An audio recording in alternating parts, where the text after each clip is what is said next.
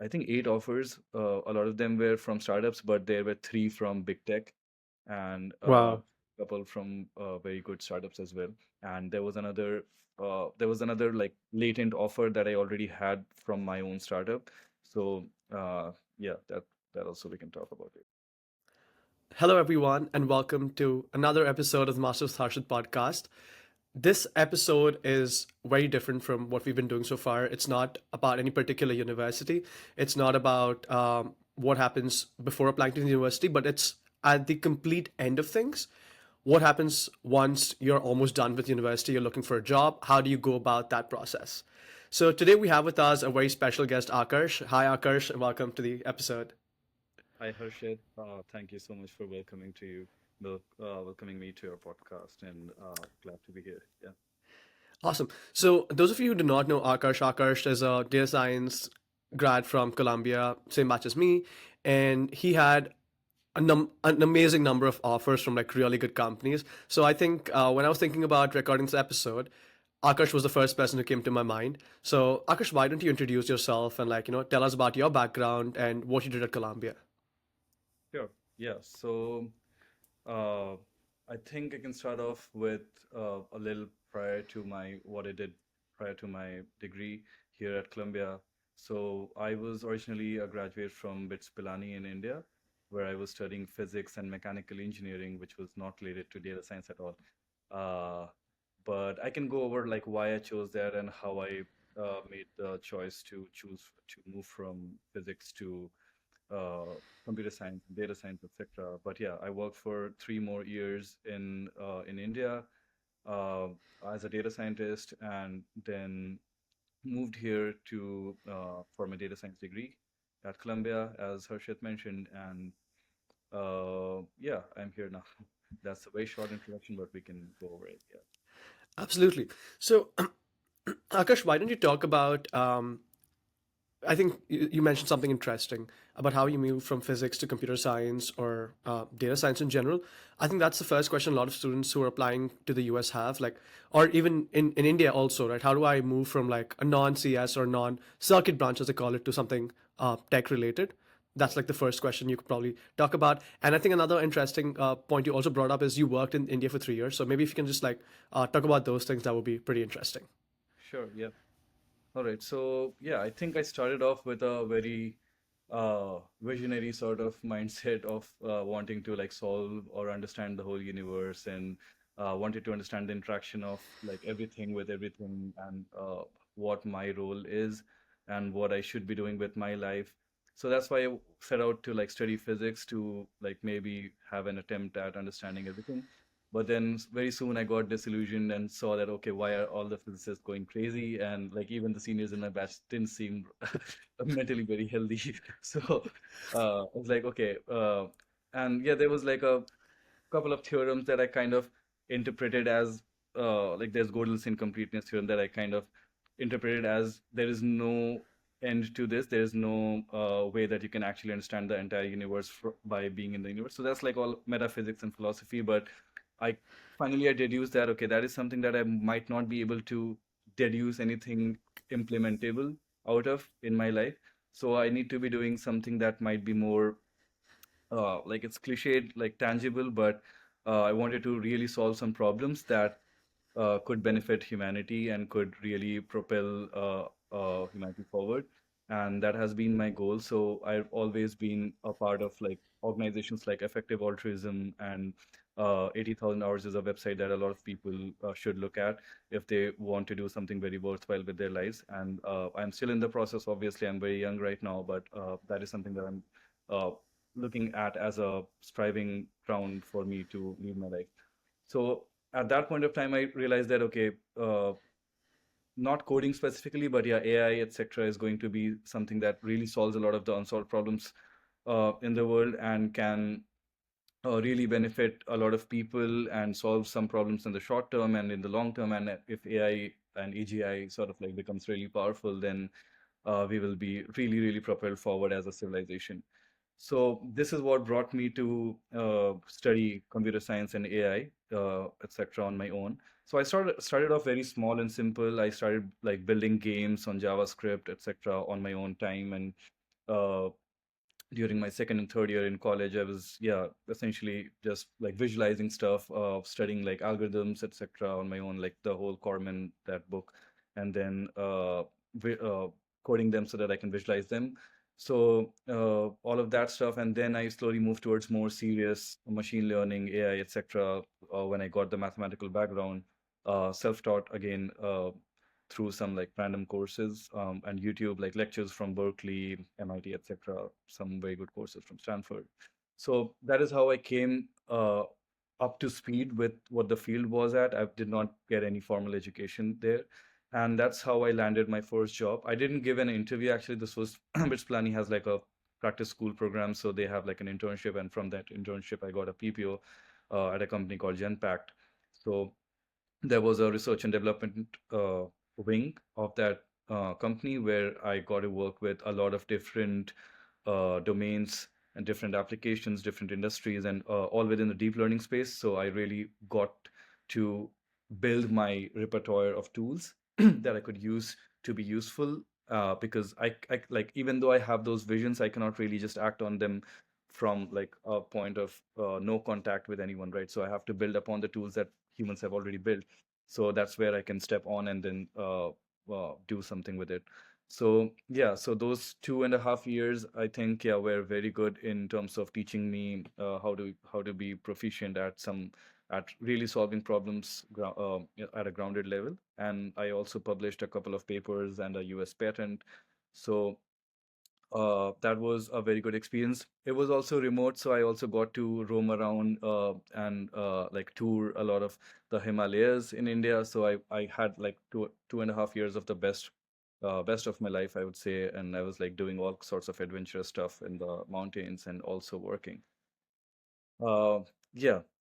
After that, I think what I understood was that I was reading a lot of, I was trying to read a lot of papers in AI, and it's kind of getting intimidated by some of those papers because I did not have necessarily the concretized mathematical background or the theoretical background to understand a lot of this stuff. So I basically decided that I should go for like a higher degree so that I can really come up to speed and formalize as well, because I didn't have any background in computer science on paper. That is not something that's really important as such, at least in the US, but that's something that I wanted to go after just because I wanted to see what it's like to have a comprehensive degree that can teach me everything from like the fundamentals of machine learning to the state of the art in LLMs or whatsoever. And I was not really a computer NLP guy. Actually, I was more of a computer vision reinforcement learning sort of person, and kind of afraid of NLP to be honest. And then when I came to Columbia, I think in my spring semester, I took the course Deep Learning for NLP, where I actually came up to speed with all of the things that were going on in the field of LLMs. And there was another course called Advanced Topics in Deep Learning, which was very good at, yeah, making me aware of all the papers and all of the subsectors of deep learning going on in the world. So yeah, that's how I basically came up to current date. Uh, and then yeah, so that answers the question of I think how I moved from, yeah, Correct. here, yeah. It does. So, Akash, why don't you talk about how many jobs you applied for? Because I think the most interesting part when we were talking and when we had a discussion was that you've applied for a certain number of jobs and you had seven interviews. So you had multiple interviews, sorry, and almost seven offers. Mhm. So what was that journey like, right? So that's what Hmm. even I could not like land those many interviews, and everyone I speak to also asks me advice on that. But I think you have like a better knowledge or better understanding of all of this. So Right. can you just walk us through that process? Yeah. I think I agree that it is quite anomalous because none of my batchmates in the degree also had so many interviews. Someone might have had, but I don't think people are aware of that. Uh, so yeah, I think I applied to about 600, 700 jobs. And then they were all across the place in the sense that they were also like some very senior roles, some very entry level roles. I applied like almost blindly, I would say. I did not even. I mean, I wouldn't apply to any data analyst or like pure data science positions because I didn't like a lot of the traditional classical machine learning methods, and it's just a personal preference and like statistical sort of methods. Modeling. Something that, yeah, I wasn't very fond of. I was always a deep learning guy, and I was always geared towards whatever is in the state of the art. I wanted to be clinging on to the state of the art. So I've always had like a research sort of mindset. So yeah, so about from those 600, 700 jobs, I think I got about 40, 45, almost 50 interviews, I would say. Uh, Wow. but a lot of them were like stray interviews, I would say. Stray interviews in the sense stray calls from random like LinkedIn recruiters or random startups that like applied blindly, and a lot of startups also contacted me blindly because I think my resume was pretty good. We can talk about that later, why I got so many calls. But a lot of people just wanted to talk to me, so just they just wanted to see, okay, let's just talk to this guy and then see like what he has to say, and then we can figure out. So a lot of these interviews I just got rejected in the first round, or I only said that okay, this is not really a good fit for me, or they were looking for something like front end also combined with AI, which is fine. Like I endorse that people should be knowing as many skills as possible, but then you'll also be spread thin if you're supposed to do a lot of the work in a startup. So yeah, a lot of these roles I rejected in the first round itself. A lot of the roles people were not really keen, and they reverted back in one. And so as I mentioned, um, I did not interview in India at all. So some of these were my first interviews. Like one, uh, NVIDIA was my first interview ever in life, and I really messed up that interview actually, and I did not really know how to sit in an interview. So some of these interviews I got rejected because of my own lack of experience in interviewing. But then as I got forward, I started getting more and more positive responses from each of the interviews, and by the end, I was like basically killing every interview. I was just too proud of how I was conducting myself in the interviews. And then, yeah, at the end, I had, I think, 8 offers. A lot of them were from startups, but there were 3 from big tech and a Wow.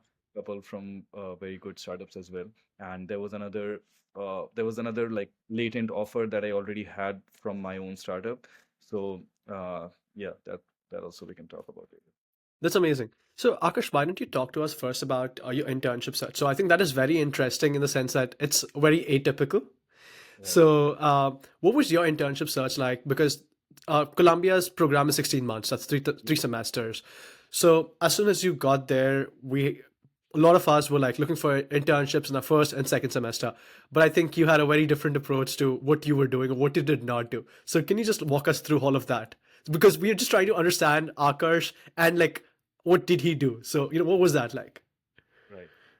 I mean, I did something that I wouldn't recommend anyone to do as such because it's pretty dangerous, and I did not do it intentionally. Through a stroke of, I don't know, like just procrastination and like some sort of fear because I'd never given an interview and I've always thought I'm not good enough.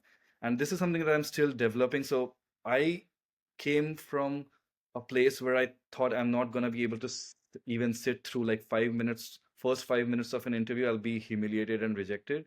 To now having the confidence that okay, any interview is fine. I don't even prepare. I just come to interviews and I'm like, yeah, no problem. So and now and even after having cleared those interviews, I did not have the confidence. I'm still like discovering that okay, I do deserve something, or so I had that sort of like very almost, I would say, like mentally unhealthy mindset. So at that point of time, somehow my brain took the decision to not apply for interviews, to not at all apply for interviews all throughout my fall semester, all throughout my spring semester. And obviously, that's a very risky thing. I did apply to for Amazon. Actually, applied scientist at Amazon is something that I really wanted from the get go, and that is something that I applied to all internships for, and I got no responses. And Microsoft's applied science positions as well, and yeah, some top companies I applied to, but other than that, like I didn't apply to more than like 30, 40 jobs throughout the whole year. Right. So then summer comes, everyone, like not everyone actually, but yeah, a lot of people have internships, etc. And I'm still not very concerned. I was like, okay, I don't have an internship. That's good. There's 3 months. I'm gonna travel from like the whole of Alaska to South America. I'm gonna be easy traveling in the US. I finally have some time. This is probably my last vacation ever because I'll start working and then I don't know what's gonna happen. So I was like very happy about it. But yeah, I, but yeah, that's like a joke. But I was actually looking seriously towards AI safety fellowship. So I mentioned my proclivity towards effective altruism, etc., etc. So one of the main facets of that is like AI safety, AI alignment is one of the most important problems to solve in this century because AI is inherently very dangerous. So that's another discussion. But I wanted something to do with AI safety, so I actually applied to a couple of fellowships in at Stanford. Stanford has like a ML alignment scholars program. So through them, I was talking to Anthropic, and I was actually in talks with Anthropic to the very end. I cleared all the interviews, and there was like a lot of research, sort of like exchange and talks and like debate about what we should be doing. So I was almost at the last stage, but that they called it off at the last moment because they were probably very busy with their commercial products, and they said that we don't really have time for mentorship. It was a mentorship slash like fellowship program with Stanford, so they didn't really have time for that. Uh, but usually that's a good way to enter Anthropic or like DeepMind, OpenAI, etc. Those sort of companies. And I was talking to those sort of fellowships in the UK as well, in Germany and in the US. So that went on for the entire month of May, but nothing panned out. Nothing panned out. I don't know how, even though like I had a good background in that, nothing panned out there, and I was like very, very sad. And then I was like, okay, I'm gonna open a startup now. I was like, okay, let me see like what's going on because I had all the knowledge. I was up to date with everything that's going on. I saw like, okay, everyone's doing AI agents and RAGs and stuff, and I can do a lot with this. And let me see what problems are being solved. And being in New York was a blessing because yeah, Columbia being in New York is the greatest thing because New York is essentially the second best place on earth for like tech startups and even AI startups. Uh, and I would even argue it's the best place because there's like such a high concentration in Manhattan, so you get to like yeah travel between events within like 10 minutes of a subway, so you get to see so many people, meet so many people in just one day. So I started attending a lot of these events about like founder investor mixers, and then yeah, all sorts of entrepreneurship related events and pitches, quick pitches, etc. So yeah, so one of these days, I think this was during New York Tech Week. So there was New York Tech Week is like a 7 day sort of not conference, but citywide conference where thousands and thousands of events spring up across New York, and you'll be like at any point of time you'll have like 100 events going on in the city, and you might be only registered to like three or four, but even those three four you have to choose between that. Okay, I'm there, and which should I go to? And then you might want to jump between events, etc. So I was one of these days I was just jumping between these events, and there was this quick pitch event where a lot of startups founders were there, and then they were just pitching their startups like one by one in 5 minutes. So that was like a very good thing for like I like novelty and like quick things. So I was like, okay, within half an hour, I'll see like what 10 startups are doing and what they're up to, and I'll see like what the founders are like. So if I want, I can talk to anyone. So yeah, one of these startups was called Flow AI. It was by I mean, the founder was a pretty experienced guy. He was from Italy, and yeah, now he's like yeah lives in the US. So I really liked the way he talked, and he mentioned AGI and stuff, and there was like a slight hint of a potential for personality match. And the startup itself looked pretty good from his demo. So after the event, I basically went up to him, started talking to him. I was mentioning to him about all the Anthropic research that I was doing the previous month, and he was also very interested in AI alignment, AGI safety, etc. So we started talking in very technical terms, and very soon he realized that okay, this is a guy that I can like really work with. So he offered me to work with him directly, and he was the only guy in the startup. So essentially, he kind of made me like in a founding sort of capacity as a founding AI research engineer. Although he had built out most of the engineering systems, but yeah, he inducted me for like researching on AI and implementing a lot of the stuff. So that was one guy, and there was another very highly coincidental event wherein I met another guy, and that guy was like he was not technical, and I was talking to him about like my mountaineering and like about my plans of how I would want to roam these next 3 months, as I told. And he was very impressed with that plan, and he said that why don't you work with me and do your traveling? So he was like, yeah, yeah, come work with me, do remote and just travel. I was like, okay. And then he mentioned that he's from the same startup that from the of the guy that I had met earlier. And uh, these two were kind of not talking to each other, and these two were independent, and like I was talking to both of them parallelly. And then yeah, then at some point, okay, I was like, oh damn, the same guys really here. So Right. yeah, that's how I landed my internship. Right. Akash, I think what I'm finding very interesting and fascinating in the story is when you went to these events, right? You didn't go with an agenda to like, hey, I'm looking for an internship. Because a lot of times when you go with an agenda, the way you put yourself is very wrong, right? Like you would probably just take your resume in your hand, like, give it to someone, hey, do you have an internship? And like, if I was someone, I would say, you know what, like, hey, man, this is not the platform. Like, reach out to me on LinkedIn or like, this is my email, like, reach out to me there. Let's have a discussion. But when you want to actually genuinely talk to people about Right. what they're building and how you match with it, that's when Mhm. people want to have a conversation, right? Right. And like, even the second example you said, your personality, like you like traveling, you're talking about the Himalayas, you're talking about all those different things. And when you can talk to people about yourself rather than what you bring to the table also at times, people want to work with you, right? You're going to spend 40, 50 hours of your week with people around you. They want to know what kind of an all-rounded personality you Right. are, not just can you implement the latest in what using OpenAI's API. That's not what they want to know. That thousands of people can do that, but can you also like hang out with these folks and like have a good time, because that's what working together is all about. So that's very interesting, Akash. Thank you so much for all this insight. That's pretty Yeah. cool. So Akash, you were talking about New York Tech Week, right? So how did you find these events? And another very interesting question I think I have is, you said you were hesitant to apply initially. So what changed to applying to 607 100 applications from like 30, 40 internships? So I think those two questions are like right at the top of my head right now. Yeah, sure. I think so first, your first question was how did I find the events about from New York Tech Week? So New York Tech Week specifically has a whole calendar, so they have like a whole Excel sheet with the links to each of those events. So you can just go ahead and apply to like apply for registration. I mean, they don't always approve; they're always full as well. And it's the most surprising thing was actually that there are 200 events in a day or like at a moment in New York, but all of them are full. I mean, Wow. there might be like multiple registrations, but Sure. that kind of gave me a picture of okay, how much like traffic there is in the entrepreneurship world of New York, that there's so many events and everything is full. So that kind of gave me a very good insight as to like okay, this is a big world and in a small city. So that was one thing. And your second question was how did it change from like being afraid of applying to applying a lot? So I think my profile changed a lot because I think my profile was very scattered. I was not afraid of not being able to clear interviews because I don't have knowledge, but because I was spread thin in the sense that as I mentioned, I got to work in a lot of domains in my work at Genpact.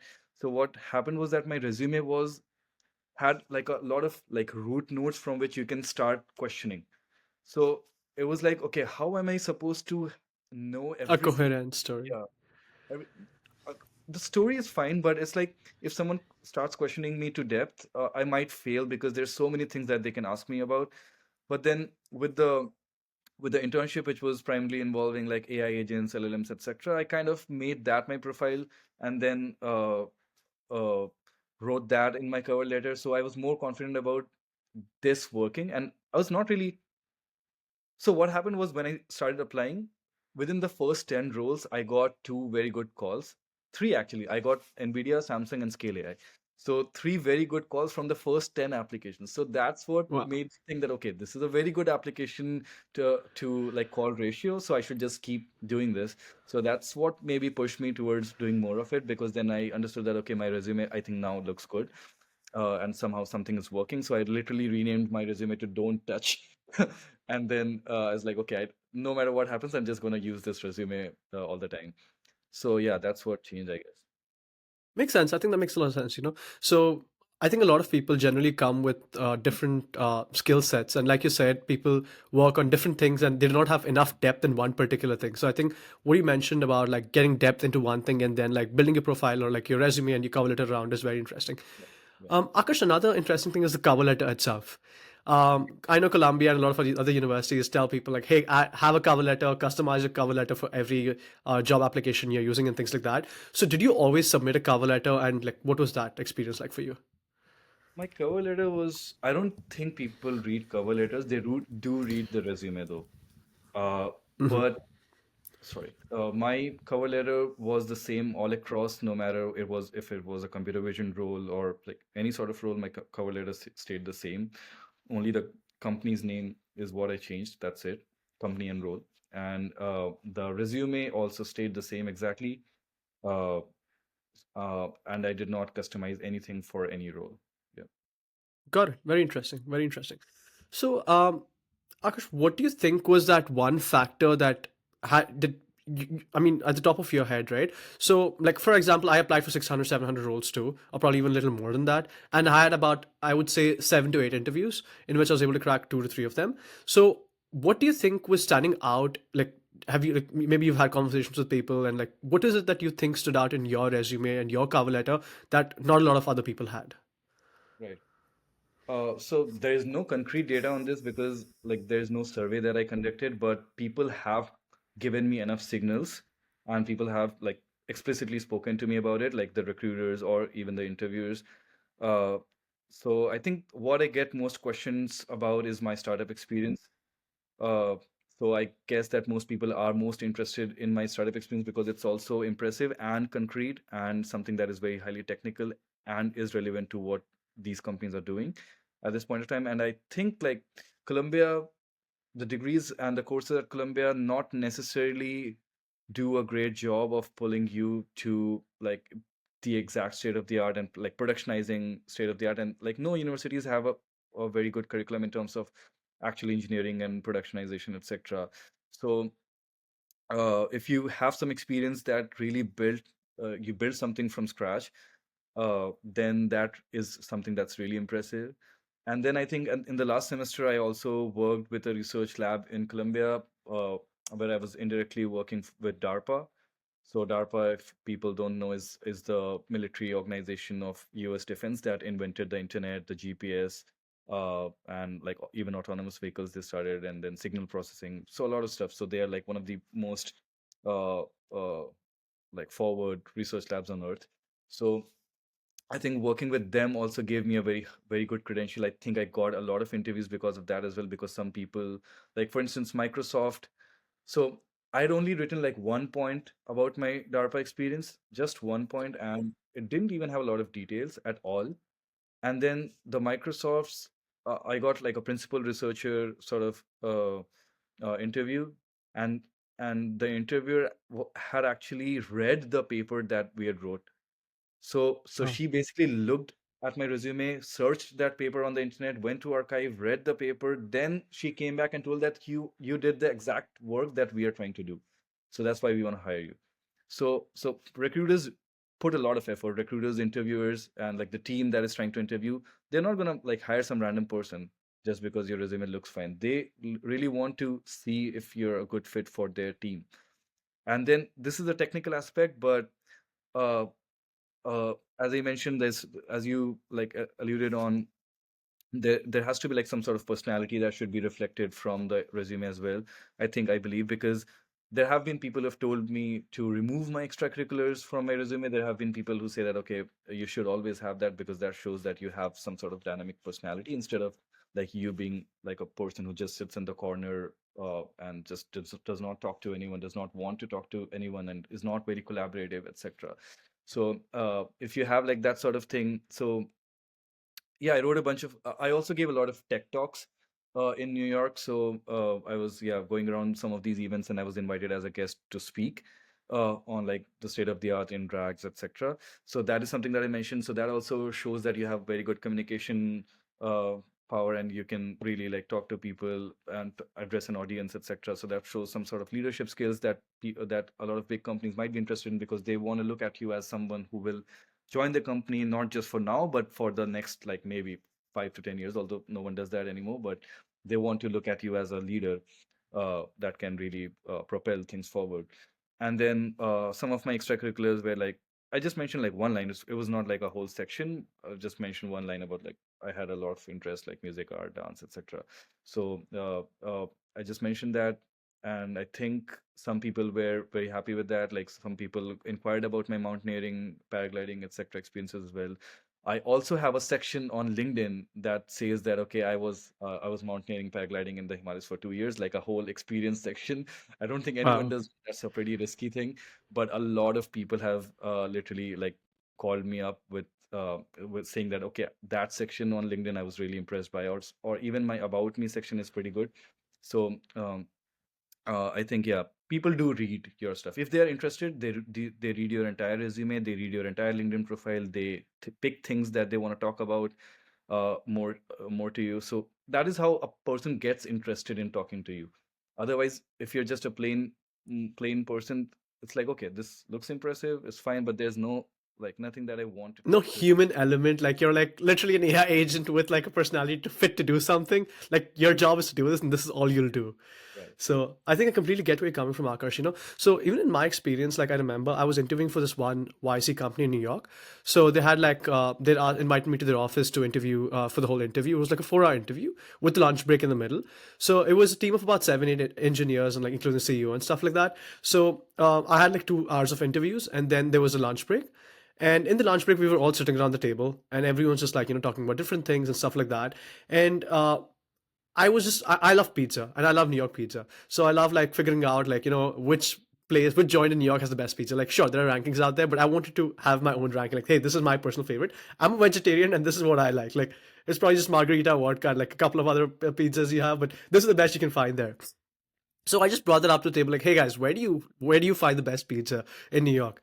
And people start talking about it. And it was like a 30, 40 minute solid conversation because everyone had their own perspective. And you've got to understand that we're all humans, right? Like beyond your 9 to 5, you have a life too, and they have a life too. So when someone asks you in an interview, hey, what do you do other than this? Like, I think talk about yourself. Like it's not just that I just do lead code all day, I do my assignments, I'm done for the day, I do a Netflix, I do movies. Like that's not it, right? You probably do something else. You hang out with people, do you watch cricket? Like I have friends who religiously follow cricket, and that's a big deal too. Like sports are amazing. So I think it's very important, like you said, Akash, to talk about your personality. Everyone has a personality, but bringing that out is very, very important. Yeah, yeah. I think I even heard from someone that even if there's like one common hobby listed on your resume with a team, and if you have like, say, tennis in common with someone else, then that person will be much more inclined to hire you just because you have like a common interest, and then you that might be the hook of the start of your friendship with that person. So, and you have to be friends with people because you're trying to collaborate and build things with them. It's not like some contract where you're just working. You're building relationships here and building your life here essentially. So, it's very important. Yeah. Absolutely, that makes sense. That makes sense. So Akash, coming to the to another segment of this, right? So, did you do any sort of networking that you would call? Did you like use LinkedIn? Do you hit up people on LinkedIn and just talk to them generally, or like ask them for jobs? Like, did you ever do any of that stuff? Actually, no. I did not do any referral seeking or any informational interviews. Even I think before coming to Colombia, while I was in India, I had the time to call up a lot of people. I was actually deciding between universities, so I was basically calling people with that as an excuse, but then talking to them about like everything beyond that as well. So that was the only time I networked with a lot of people, but I don't think I utilized my network as such for any job seeking behavior. So I could have done that, and maybe I should have done that because I think, yeah, there are a lot of opportunities out there that might be only accessible with referrals, etc. I'm not very aware of the statistics of how well referrals work. People do claim they work, but then I also hear that they don't. So, uh, but I applied to all of my jobs only on the official portals of those websites, of those companies, and nowhere else. Yeah. Got it, got it. So I think, Akash, before we wrap up, I just wanted to like, give my 2 cents about like the whole job application process as well. So for my internship as well, I was using Simplify as like the tool. Were you using any of that stuff too? Or how did Yes. you Yeah. Simplify. Simplify, right? So like if anyone's watching this, like Simplify is a Chrome browser extension you should have. It works on majority of your Greenboard or Greenhouse, whatever that website is. It works on Workday, and because it is tedious to apply for all these jobs, right? You've got to fill your full name, your email address, your place of birth, your citizenship, your resume, your cover letter, your skills. All of that is really, really hard and like tedious, and it's pointless basically to do it so many times. Just use Simplify and like makes your life much easier. And then another thing that I've noticed as well, right? Like the whole referral thing. I think referrals are very, very useful in like really small startups because for them, their talent is their. I mean, for them, it makes a huge difference when you have just 10, 15 engineers. The quality of talent is very, very important at that point in time. So I think the place I interned at, and a lot of other small startups, what I've heard is you only get an interview or like if you've if you know someone in the company or someone's referred you because that's when they're personally vouching for you and they're saying that hey, this candidate is good. So I think if you're applying for a small company or even a large company, a referral does not hurt. That being said, if you're spending too much time looking for a referral and the job has come up and it goes in 3 4 days, like that's on you. So probably wait for a day or two when you're applying for with a referral and like just go ahead if you don't find one. And sorry, Akash. Yeah, you go ahead. Yeah. So another thing I think I also did, and I think I recommend a lot of people to do, is connecting with people you already know. So, for example, when I was applying for my full time roles and stuff like that, I hit up a lot of NIT Warangal, my undergrad alums who are in the US right now. I also spoke to Columbia alum who are there. I spoke to my family, friends, and like other people like that. Hey, is there an opening in your company? And stuff like that. Because I think I've spoken about this before too. So there was a company I was interviewing with for my internship, and I'd written their online assessment, but I had no reply. Like they didn't tell me the next steps. Like I'd gone full on their online code signal test. And I hit up my friend who'd given me the referral. I was like, hey, I haven't heard back. Can you ask them about it? And she texted the other person on their internal messaging platform. And within 5 minutes, I had my first round of interview, like scheduled. So a lot of times these recruiters are sitting on a lot of those jobs. And even if you've done very well in your online assessment or something, that does not guarantee that you get an internship. So if you have friends and like people who can talk to you, talk to others, or like vouch for you, I think it's very, very helpful. I think an important point is that if you do reach out to people for a referral who you know, and you're trying to reach out for a role in their team, first of all, that works much better. And secondly, what I discovered was that since I think we didn't mention that like I joined as an applied scientist at Amazon. So the thing was that while I was joining Amazon, the applied science positions or even like all of the positions have sort of like a vague job description. They don't necessarily mention what exact org you're going to join, what exact team you're going to join, what is the work that you're going to do. It's a generic sort of description for an applied scientist. So you're going in blind into a company about like what is it that you're going to be working on. Which team you're going to? Yes, right. And then only after you accept the offer and you get the name of your manager, etc., can you start asking people within the company that, okay, do you know this guy? How is this team? Is this okay to join? What is the work that they're doing? What is the level? Whatever. But if you start from like a person who knows everything about the team and then you decide to join that team, then it is so much like that's a good way to approach wanting to have a job because now you know what you're applying into and what you're trying to get into. So for instance, I got an offer from Apple as well, but the issue was that it was like an internal tooling team. So if I had known that there are like different kinds of teams that I don't want to join, then I wouldn't have applied for them and rather have applied for certain teams and certain orgs. And big tech is so large, like AWS is like a microcosm, the whole world. And they have like so many companies within themselves and so many startups within themselves that are all like working against or with each other. So Right. uh, so you got to know like where you want to be and which people do you want to work with, what kind of maybe like work-life balance can differ a lot between the orgs, between managers, etc. So that's something that you should know prior to applying or at least while you're interviewing. Absolutely. I think Akash is very interesting. You were talking about the particular job application being vague, and I think that's very, very common across, except new grad. Because I think in new grad, a lot of times what happens is you have one listing, and that is like for all teams, and then team matching happens. But as you go to the lateral positions, what I've noticed is they have a very generic description. But with the job ID, someone internally can look up who the hiring manager is. So that's when you actually know that, hey, this job is probably going to be related to LLMs. This one's going to be related like ML safety. Like that's when you can actually know stuff. So if you're talking to someone within the organization, like probably just use that information also to know which job to apply to and which not to, because this comes in very handy when you have a limit on how many jobs you can apply to with a referral. For example, when you have an open referral that a lot of companies give, I think Google gives that, Meta gives it, you can apply to 3 to 4 roles only using that referral. Yeah. So in those cases, you cannot just blindly apply for every MLE role you see, every software engineering role you see, because you would not be a good fit, and the manager would say like, "Hey, this guy is coming with front end experience. I need full stack. I need back end, right?" So if you can like talk to people in the company and just give them the job ID, hey, do you know which team this is going to go to this job requisition? What does the manager need? What kind of things they work on? It would be very very helpful. Thanks a lot for bringing that up, Akash.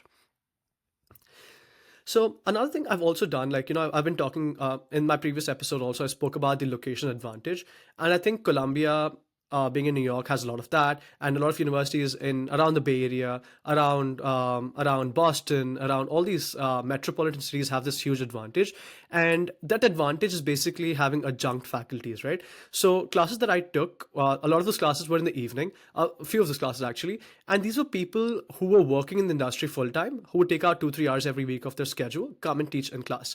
So we had people from Amazon, we had people from Capital One, we had people from IBM Research.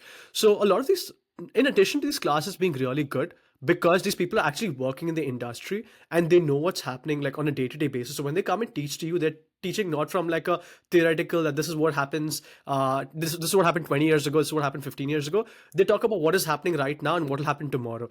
Like in one of the classes I remember I was going for, it was an IBM research professor.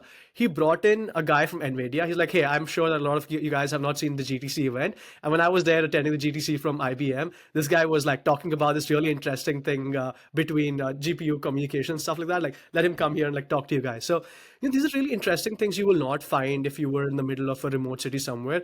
Obviously, it comes at a trade-off of cost and all that stuff, but it is definitely worth it when you take these kind of classes and things like that. So one of the job offer I had was through like a professor at Columbia, right? So he was like, hey, my organization's hiring, like if you guys are interested, send me your resume. If it's a good fit, let's continue the conversation.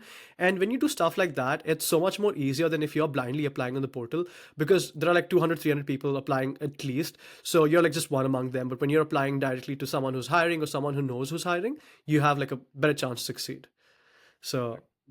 yeah, Yeah, you mentioned a good point about adjunct faculty not wanting to be in cities that are not like metropolitan cities and rather like big cities like New York and San Francisco, etc. And yeah, that's one very good point. And uh, even if you don't have like I met a person recently that mentioned that even though their university was not at a in a good sort of tech city, but their business school was very good at pulling a lot of people into the business mm, school for lectures and stuff.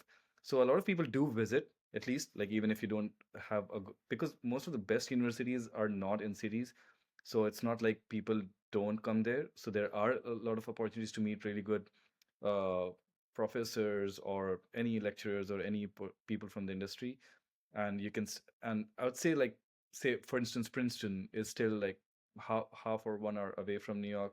So if you can live a little close to a city so that at least you can visit a big correct. event or like stay in that city for 1 week for say New York Tech Week or something like that, that'll be very good because that opens up. And yeah, I think what changed, one of your prior questions was what changed. My confidence level of talking to people changed so much because earlier I was like, yeah, I'm no good.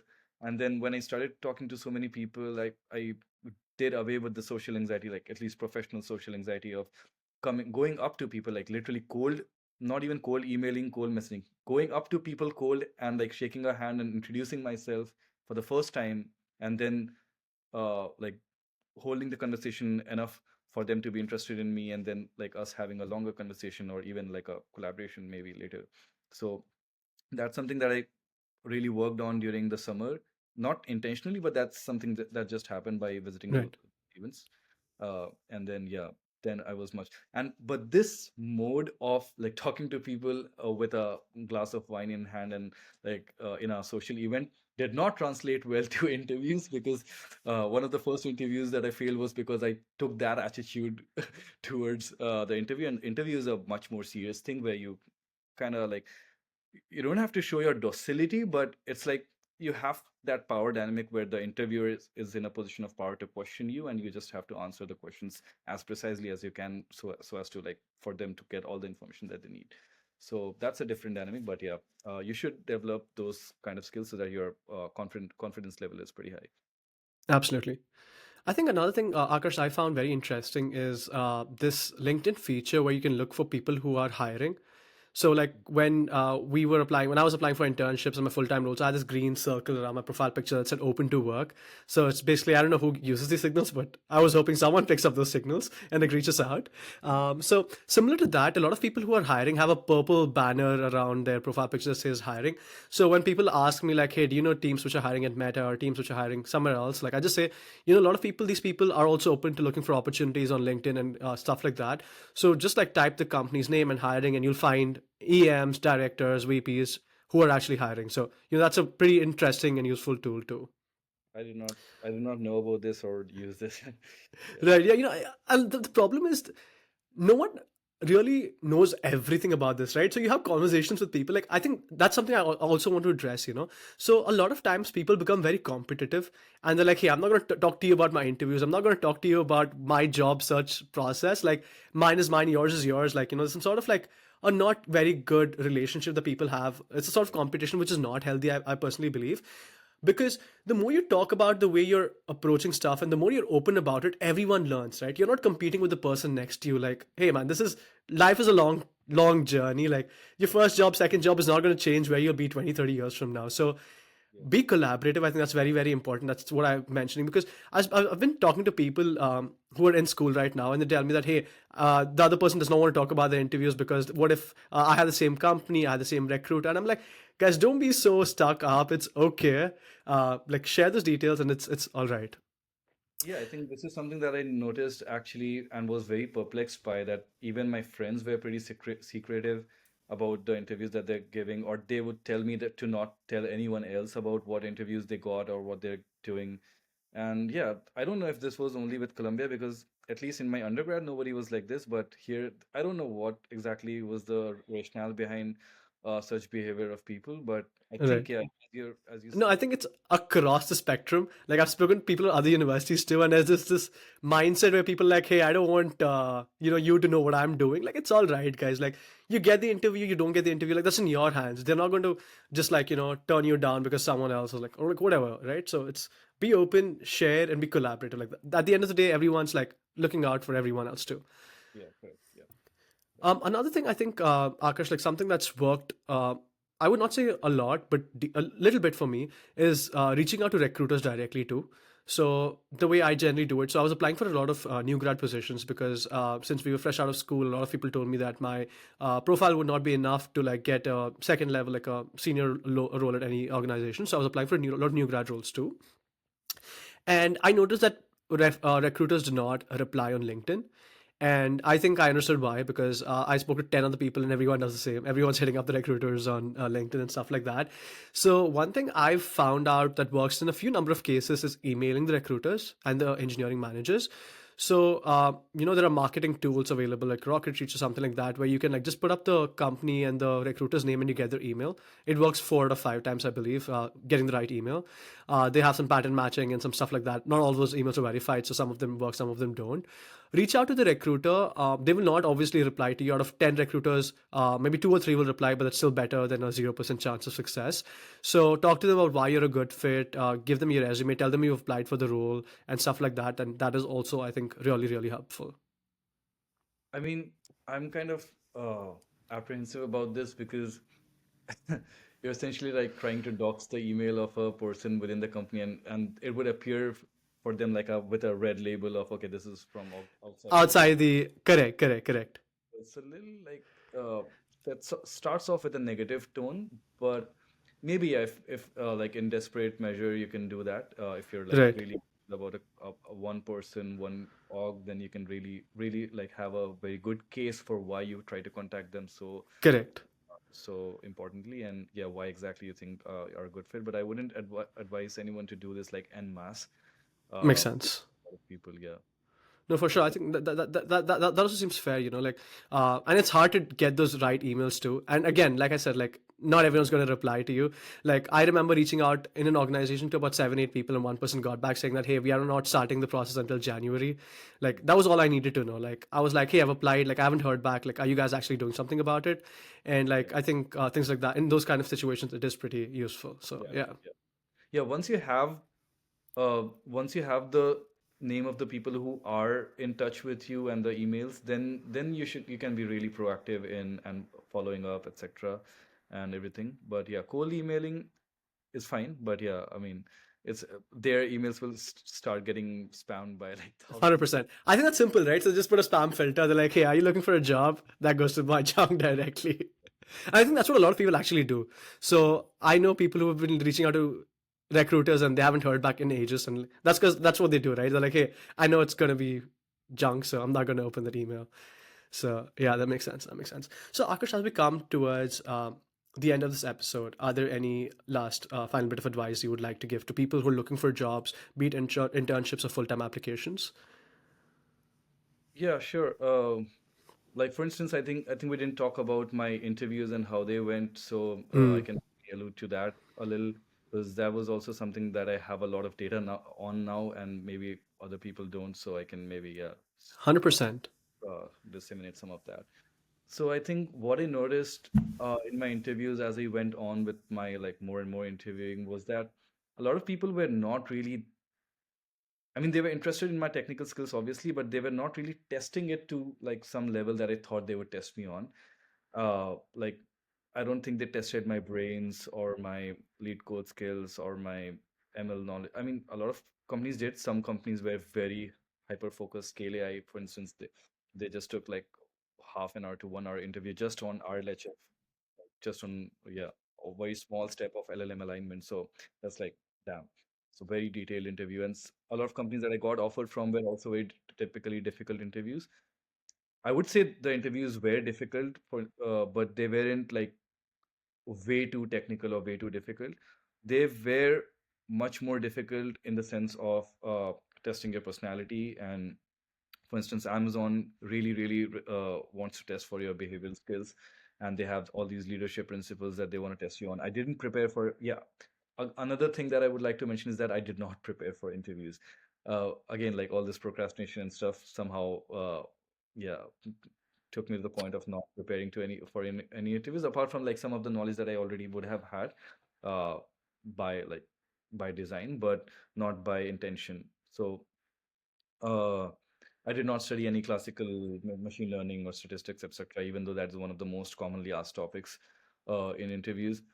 But yeah, so what I discovered was that most people were trying to test about your prior experience. So yeah, being a fresher might be a little detrimental because you don't get to talk about a lot of things. Although even if you have any experiences as like internship or uh, any assistantships in college, you can maybe talk about them in a good light.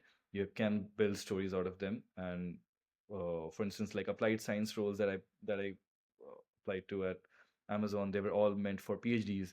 So PhDs don't really always have a lot of experience, but they have like some internships and some whatever stories from their PhDs. So they can talk about that. And I had a good mix of like a master's research, founding a startup experience, and then some like traditional data scientist experience and some research papers, etc. So that was like a very good package, I would say, that a lot of recruiters might have really liked, and that's why probably I got a lot of interviews. But then when you do get the interviews, then it does not matter what your profile was. It is mostly about the questions they're gonna ask, and they might have like very specific pointed questions about like, tell me about a time when a customer was doing this and then you did not agree and then you said something that made the customer. So it will be like a very wavy sort of situation that you have to fit in. And I did not have any stories, etc., built out, anything like that. But whatever experience I had, I kind of molded that to fit the questions that they asked, and that was the most difficult part of my interviews. Otherwise, the technical parts were usually, yeah, it's just that you ask something, I know it, I'll tell it. If I don't know it, I'll not tell it. That's it. It's so simple. So, and usually Absolutely. I end up knowing most of the stuff that they asked. Yeah.